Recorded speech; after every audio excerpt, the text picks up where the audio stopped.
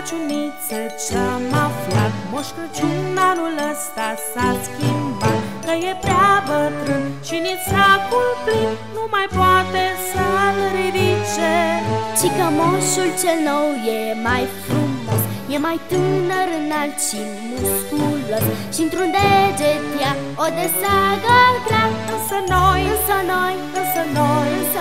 noi îl vrem pe moșul nostru înapoi. Moș Crăciun e numai unul, eu îl știu și tu îl știi.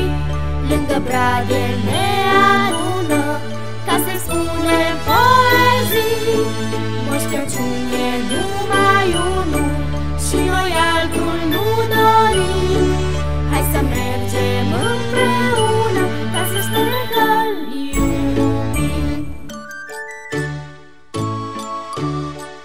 Nu dorim alt Moș Crăciun, chiar acum pornim la drum, ca să-l ajutăm. Dacă sacul-i greu, eu și tu și eu și eu, barba albă să-i o netezim și toiagul de argint să-l lustruim, ca să-i arătăm cât îl așteptăm, fiindcă noi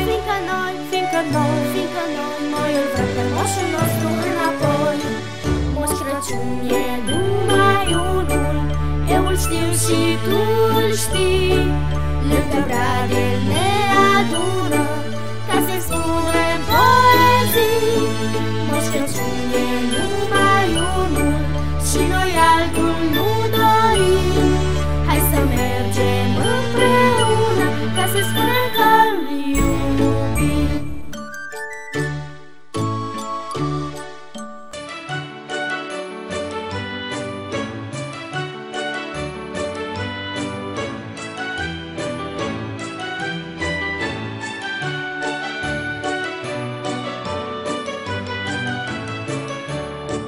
Moș Crăciun e numai unul, eu îl știu și tu îl știi.